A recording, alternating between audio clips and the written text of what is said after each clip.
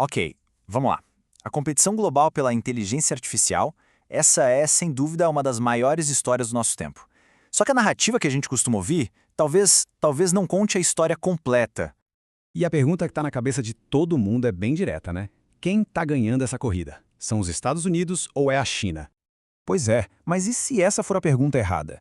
O que o material que a gente analisou sugere é que, na verdade, não estamos assistindo a uma corrida só. Na verdade, são duas competições, bem diferentes, acontecendo ao mesmo tempo em pistas paralelas. Então, vamos começar por uma dessas pistas. Vamos olhar para o Oriente, porque é lá que uma mudança econômica gigantesca está formando um bloco novo e muito poderoso. O que essa análise mostra é uma integração econômica fortíssima entre China, Rússia e Índia. Pensa bem, a Rússia entra com as matérias-primas mais baratas, a China com o capital e os produtos mais baratos, e a Índia com a mão de obra mais barata do mundo. É a junção desses três fatores. E o resultado potencial disso? Bom, segundo um dos analistas, o que pode sair daí é um boom de proporções épicas, um crescimento econômico de escala histórica, e o detalhe é que muitas empresas do Ocidente podem simplesmente ficar de fora dessa festa. Ok, e como isso tudo se conecta com a inteligência artificial? É que essa estratégia econômica toda tem um impacto direto na IA. Isso nos força a fazer uma pergunta fundamental. O que, afinal, vai ser o grande gargalo para o crescimento da IA no futuro?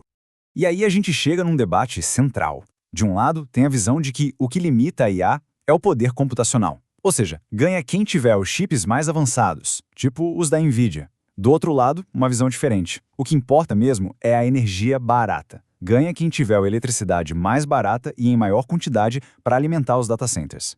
E é exatamente aí que a China está jogando. Ao fechar acordos gigantescos de gás com a Rússia, como aquele gasoduto Força da Sibéria 2, a China está basicamente garantindo décadas de energia barata e paga na própria moeda dela. Se a energia for mesmo o gargalo, essa é uma vantagem, é uma vantagem imensa.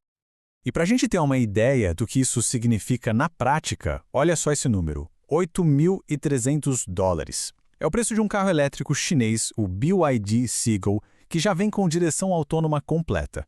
É um preço que simplesmente os concorrentes do Ocidente não conseguem nem chegar perto. Ok, agora vamos mudar de pista. Vamos para outra corrida, a do Ocidente. Porque lá no coração da indústria de tecnologia dos Estados Unidos, a estratégia que está se desenrolando é completamente diferente. O que se viu foi uma mudança enorme no Vale do Silício. Lembra dos anos 2010? O lema era Don't be evil, não faça o mal. O foco era em apps, em mudar o mundo para melhor. Agora, em meados de 2020, a missão mudou. O foco está virando contratos de defesa, com as gigantes de tecnologia fazendo parceria direto com as Forças Armadas. E não é algo sutil. Empresas como a Palantir, por exemplo, são bem diretas sobre esse novo propósito. A liderança deles chegou a dizer: estamos aqui para assustar nossos inimigos e, ocasionalmente, matá-los. Quer dizer, isso vai muito além de um software para o dia a dia. Mas na prática, o que esse software de IA militar faz? Basicamente, ele processa uma quantidade absurda de dados de vigilância, spyware, reconhecimento facial, imagens de drone, tudo isso para automatizar decisões. E o resultado final? Listas de alvos para serem detidos ou eliminados. E um exemplo do mundo real disso que é bem pesado é um programa de IA israelense chamado Where's Daddy. Segundo relatos, ele é usado para mirar em suspeitos justamente quando eles estão em casa com a família. O que, claro, acaba resultando num número altíssimo de vítimas civis. E olha, não são só as startups que entraram nessa. As gigantes da tecnologia, OpenAI, Meta, Google, todas elas, meio que na surdina, removeram aquelas políticas que proibiam o uso militar da sua IA. Agora, elas estão buscando ativamente mais contratos de defesa e recrutando pesado gente que vem da CIA, da NSA, do Pentágono. E tudo isso nos leva, então, a um choque de filosofias. Duas maneiras completamente diferentes de pensar e de aplicar a inteligência artificial. De um lado, a gente tem o que as fontes chamam de modelo oriental. É um sistema de ponta aberta, focado em custo-benefício. O objetivo é baixar os preços e dominar o mercado de consumo. Do outro, o modelo ocidental, um sistema de ponta fechada, com foco total em aplicações para o Estado e para o Exército. O objetivo aqui é construir parcerias fortes com a indústria de defesa. E aquela citação do Louis Vincent Gave resume bem a filosofia econômica do lado oriental. Quando a China entra em uma sala, os lucros saem pela porta. A ideia é transformar a IA numa commodity, um serviço de margem baixíssima. E aí fica quase impossível para qualquer um competir no preço. Então, o que a gente percebe é que essas duas corridas, elas não são só sobre tecnologia. Elas são sobre que tipo de futuro estamos construindo.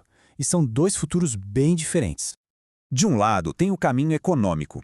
A IA serve para impulsionar um boom de produtos supercompetitivos de baixo custo e para integrar as economias do Oriente. Do outro, o caminho militar. A IA se torna a espinha dorsal da vigilância e da guerra automatizada, unindo as Big Techs com os objetivos militares do Estado. E isso nos deixa com uma pergunta para refletir. Enquanto esses dois futuros poderosos, baseados em IA, são construídos, qual deles vai, no fim das contas, definir o nosso mundo? Porque o que a gente está vendo é a construção de dois sistemas operacionais globais, totalmente diferentes, ambos rodando em IA. A questão talvez não seja só quem vence, mas qual das duas lógicas vai prevalecer.